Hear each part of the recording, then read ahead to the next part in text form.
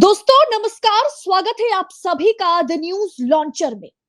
ममता बनर्जी ने मोदी को चैलेंज कर दिया है, कह दिया है कि अगर आप सही प्रूफ हो जाते हैं, अगर मैं गलत प्रूफ हो जाती हूं तो मैं इस्तीफा दे दूंगी। दरअसल बंगाल में आज विधानसभा के भीतर खूब हंगामा हुआ, जैसा कि आज हमने देखा कि लखनऊ में हुआ। वहां पर विपक्ष ने महाकुंभ को लेकर के और तमाम मुद्दों को लेकर के योगी सरकार को घेर लिया था। और आज ममता बनर्जी ने अपने सदन में खड़े होकर के उन्होंने कहा कि महाकुंभ पर योगी सरकार, बीजेपी की सरकार को जवाब देना पड़ जाएगा। और उन्होंने एक टिप्पणी करी, उन्होंने कहा कि ये महाकुंभ नहीं है, ये मृत्यु कुंभ है। जिसके बाद ममता बनर्जी के खिलाफ धरना प्रदर्शन शुरू हुआ। ममता बनर्जी को हिंदू विरोधी नेता तक करार दिया गया। सबसे पहले कंट्रोल रूम संतोष सर को हमारे साथ जोड़ लीजिए। सर नमस्कार, स्वागत है आपका। बहुत बहुत धन्यवाद जी, सबसे पहले एक बार वीडियो देख लेते हैं। उन्होंने बंगाली में भाषण दिया है, लेकिन मैं उसका ट्रांसलेशन भी कर दूंगी। एक बार वो वीडियो चला दीजिए। মহাকুম্ভ আমি নাইবা বললাম, ওটা এখন মৃত্যু কুম্ভ হয়ে গেছে। মৃত্যু কূপের মতো আমি মহাকুম্ভকে সম্মান করি, আমি শ্রদ্ধা জানাই, পবিত্র গঙ্গা মাকে আমি সম্মান করি, কিন্তু প্ল্যানিং না করে এত হাইপ তুলে। ममता बनर्जी ये कह रही है कि मां गंगा का मैं सम्मान करती हूं, महाकुंभ का मैं सम्मान करती हूं, लेकिन उत्तर प्रदेश में प्रयागराज में जो हुआ वो महाकुंभ नहीं, वो मृत्यु कुंभ है। सर, इसके बाद ममता बनर्जी को हिंदू विरोधी कहा जा रहा है।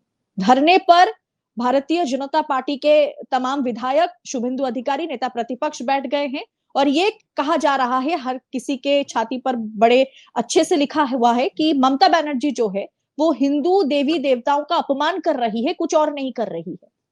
सारे हिंदुओं को उन्होंने इसके खिलाफ प्रोटेस्ट पर उतरने के लिए आह्वान कर दिया है। क्या कहेंगे सर, ममता ने क्या गलत? अदिति, एक सबसे बड़ी बात है, जहां तक ममता बनर्जी को हिंदू विरोधी कहने की बात है, तो ये कोई नई बात नहीं है। भारतीय जनता पार्टी इसी टैगलाइन के साथ पश्चिम बंगाल में कई विधानसभा चुनाव और कई लोकसभा चुनाव लड़ चुकी है। लेकिन जहां तक हिंदू विरोधी या हिंदू हितैषी होने की बात है अदिति, कुंभ में मरने वाले लोग कौन थे? हिंदू थे। कितनी भगदड़ बची, कितने लोगों की मौत हुई, लाशें कहां गई, इसको लेकर अभी तक कोई स्पष्ट आंकड़ा नहीं आ पाया। जो सरकार ये कह रही है 50 करोड़ लोगों ने स्नान कर लिया, 51 करोड़ लोगों ने कर लिया, 52 करोड़ लोगों ने कर लिया, वो सरकार ये नहीं बता पा रही है कि कुंभ में भगदड़ कितनी हुई थी और उन भगदड़ में मौतें कितनी हुई। नई दिल्ली रेलवे स्टेशन पे जो भगदड़ हुई उस पे मरने वाले कौन थे? हिंदू ही थे।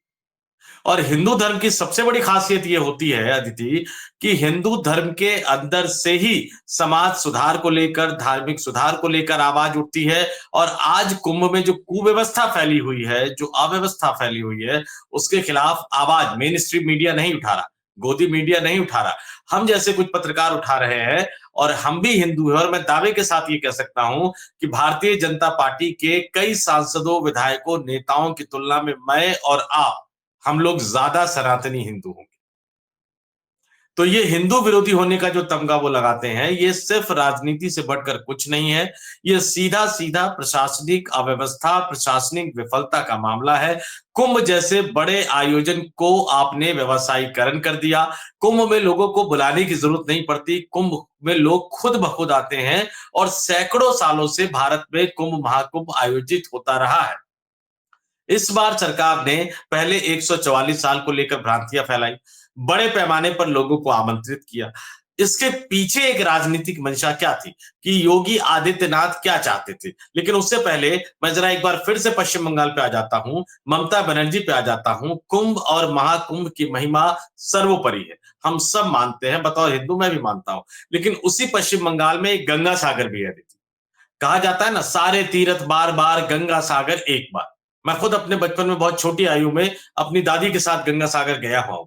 इस बार ममता बनर्जी ने वो सवाल उठाया था कि जो भारतीय जनता पार्टी अपने आप को कहती है हिंदू हितैषी, नरेंद्र मोदी कहते हैं हिंदू हितैषी, महाकुंभ के लिए कितना बजट दिया और गंगा सागर के लिए उन्होंने पश्चिम बंगाल सरकार को कितना बजट दिया। तो वो भी अपने अपने एक बड़ा सवाल है। अब आते हैं वापस महाकुंभ पर।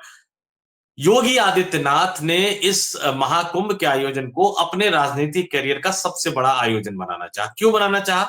क्योंकि उनको दावेदारी दिखानी है प्रधानमंत्री नरेंद्र मोदी की कुर्सी पर।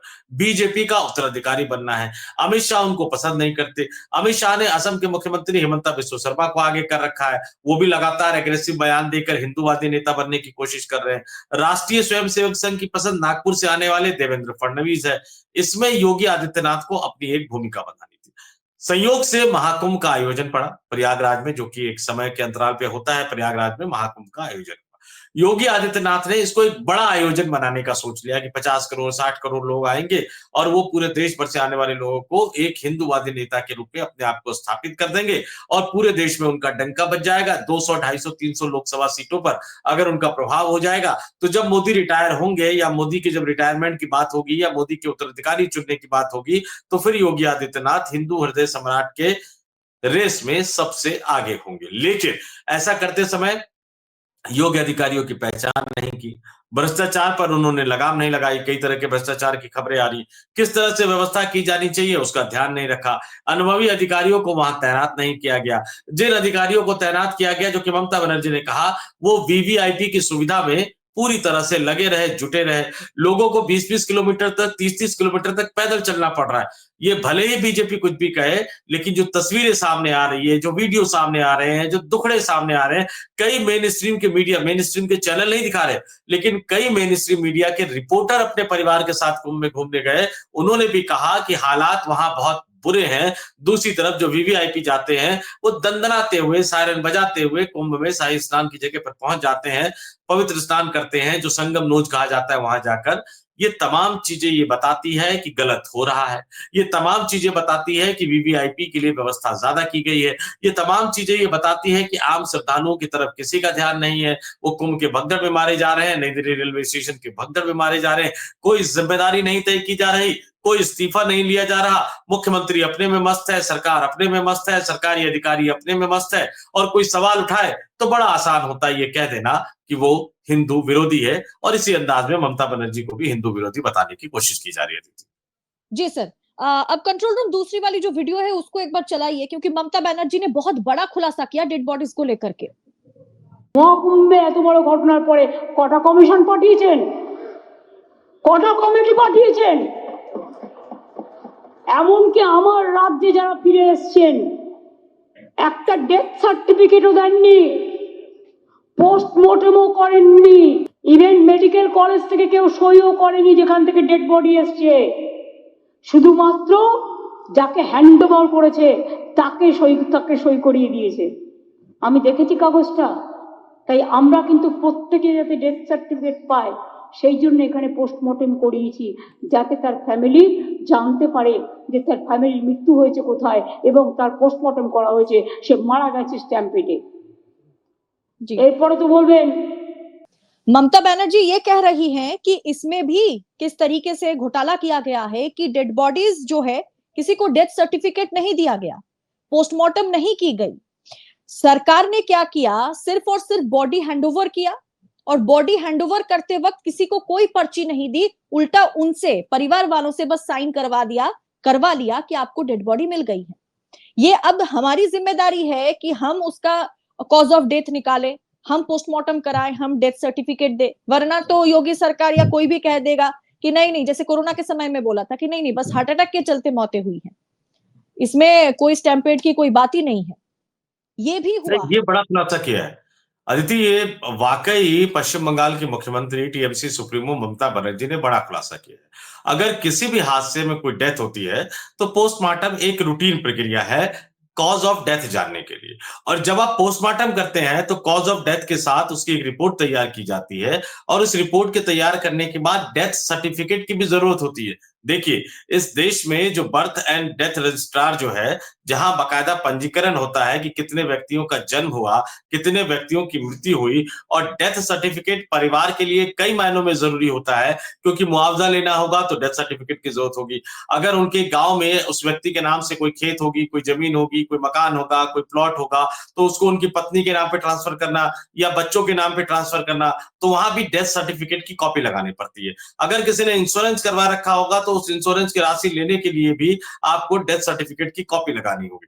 तो पश्चिम बंगाल की मुख्यमंत्री ममता बनर्जी ने जो खुलासा किया है कि कोई पोस्टमार्टम नहीं हुआ, डेथ सर्टिफिकेट नहीं दिया गया, जरूरी औपचारिकताएं पूरी नहीं की गई, और जब ये तमाम चीजें नहीं की गई होगी तो मान के चलिए कि मुआवजे की राशि में जो मुआवजे का ऐलान हुआ था, उस मुआवजे की राशि में भी कई तरह के झोलझाल होंगे। और ये वाकई अपने आप में पश्चिम बंगाल की मुख्यमंत्री ममता बनर्जी का एक बहुत बड़ा खुलासा है और ये जांच का विषय है। और मैं फिर कह रहा हूं बार बार कि राजनीति कैसे हो रही है। देखिए, केंद्रीय संसदीय कार्य मंत्री जो कि अल्पसंख्यक मामलों के मंत्री भी है, किरण रिजिजू साहब, वो कह रहे हैं कि महाकुंभ एक पवित्र धार्मिक अवसर है, 144 साल के बाद आया। ये जो 144 साल के बाद वाली बात है ना दीदी, ये सबसे बड़ी बात है। किसने कहा 144 साल?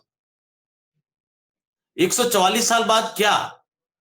ये बताकर आप बार बार इस महाकुंभ को बेचने की कोशिश कर रहे हो, इस महाकुंभ के कमर्शियलाइजेशन की कोशिश कर रहे हो, आप हिंदुओं की आस्था को चोट पहुंचाने की कोशिश कर रहे हो। इससे पहले भी जो कुंभ महाकुंभ का आयोजन हुआ, उसमें भी क्या चीजें कही गई, वो तमाम चीजें देखिए, लेकिन वो सत्ता प्रतिष्ठान की तरफ से नहीं दावे किए जाते थे। कोई ज्योतिष खड़ा हो जाए, कोई पंडित खड़ा हो जाए, कोई साधु संत खड़े हो जाए, वो कहे तो बात अलग है। लेकिन इस देश में सरकार चलाने वाले व्यक्ति, चाहे वो मुख्यमंत्री हो, चाहे वो केंद्र सरकार में शामिल हो या राज्य सरकार में शामिल हो, वो बार बार 144 साल का राग अलाप रहे हैं। यानी वो इस देश के तमाम लोगों को कह रहे हैं कि आपके जीवन में ये दूसरा मौका नहीं आएगा, आ जाओ। ट्रेन में जगह नहीं है तो आ जाओ, बस में जगह नहीं है तो आ जाओ, हवाई जहाज में टिकट 60,000 70,000 का मिल रहा है तो भी आ जाओ। अभी बिहार से एक वीडियो आया था जिसमें महिला से पूछा वहां के रेलवे अधिकारी ने कि क्यों जा रही हो फ्री में, तो उसने कहा नहीं, मोदी जी ने कहा है फ्री में कुंभ आने के लिए। इस तरह का मैसेज जब आप दे रहे हो अपनी राजनीति को चमकाने के लिए, आप लोगों को फिर डाल किस पे देते हो कि भीड़ में। कुंभ में जो हादसा हुआ, भीड़ की वजह से।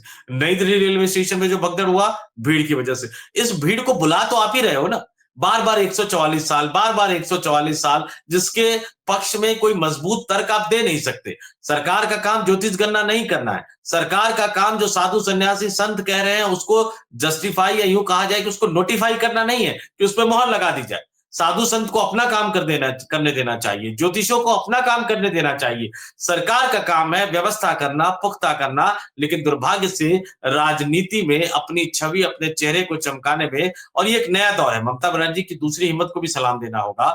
इस राजनीतिक दौर में ज्यादातर विपक्षी राजनीतिक दल भी कुंभ के इन तमाम वाक्यों का विरोध नहीं कर पा रहे। हादसा हो जाते हैं, आलोचना कर देते हैं, लेकिन एक मुहिम की तरह जुटकर आप सरकार की लापरवाहियों को जनता के सामने नहीं ला रहे हैं, क्योंकि डर उनको लग रहा है कि अगर आपने उस मुद्दे को उठाया तो आपको हिंदू विरोधी पार्टी करार दे दिया जाएगा। जबकि मैं बार बार इस बात को कह रहा हूं कि कुंभ में कुव्यवस्था, अव्यवस्था का शिकार जो हो रहे हैं वो हिंदू ही है। जिनको 30 किलोमीटर 40 किलोमीटर पैदल चलना पड़ रहा है वो हिंदू ही है। जिन बुजुर्ग व्यक्तियों को, महिलाओं को, बच्चों को पैदल चलना पड़ रहा है, परेशान होना पड़ रहा है, वो हिंदू ही है।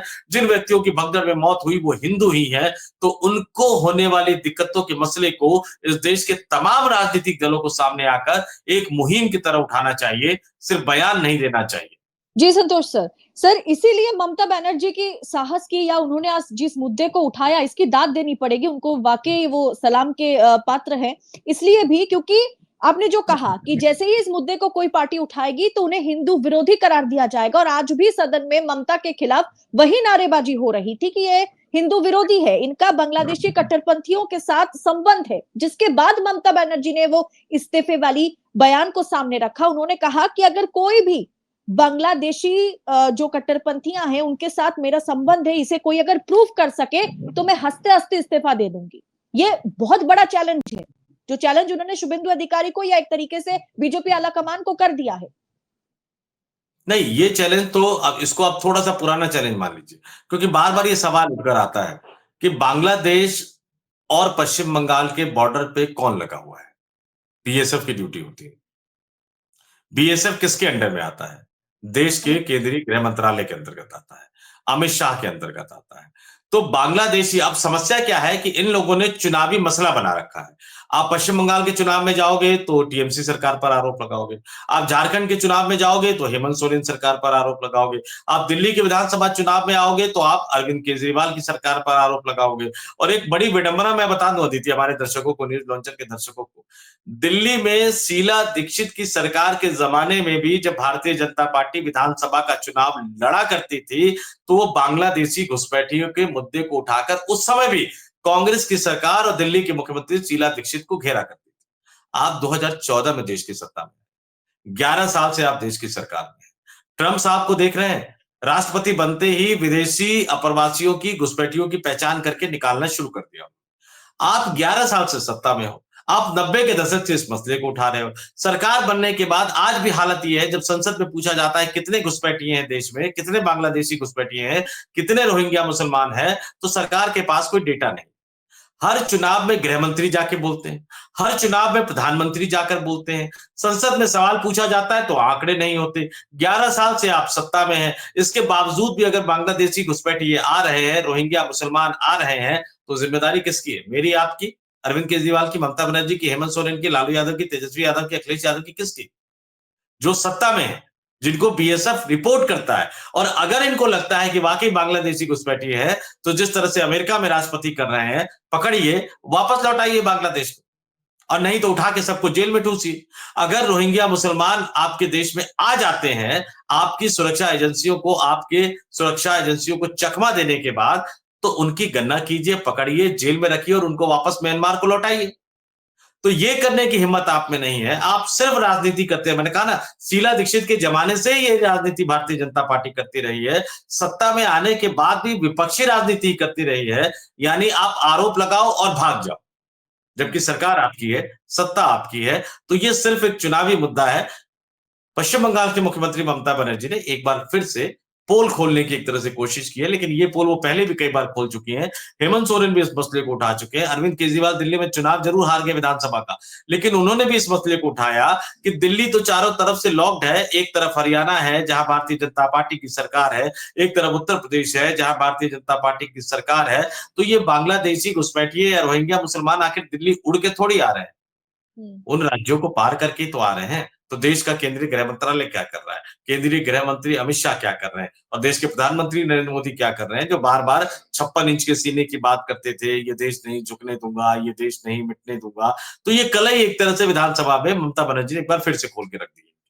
जी, और बिल्कुल, क्योंकि सामने बिहार विधानसभा चुनाव है और बिहार के बाद बंगाल चुनाव है, ज्यादा देरी उसमें है नहीं। और इस बार बंगाल चुनाव में बहुत ही, शायद जिस पिच पर भारतीय जनता पार्टी खेलती है, उसी हिंदू मुसलमान पिच पर इस बार बंगाल चुनाव को पूरी तरीके से, मतलब पता नहीं क्या होगा इस बार बंगाल चुनाव में, क्योंकि एक बहुत बड़ा मुद्दा बीजेपी जो है इसे बनाएगी, जो बनाती आई है और फिर एक बार बनाएगी, क्योंकि पिछले बार का जो रिवेंज है वो क्या इस बार बीजेपी ले पाएगी। जिस तरीके से बंगालियों ने उनको खदेड़ा था, हिंदू मुसलमान की राजनीति वहां पर धराशाही नजर आई थी, क्या इस बार भी बंगाल चुनाव में वो होगा, देखना दिलचस्प होगा। लेकिन भारतीय जनता पार्टी ये मौका, या जिस पिच पर वो खेलती है, उससे बाज तो आने वाली है नहीं। बहुत बहुत शुक्रिया सर हमारे साथ जुड़ने के लिए।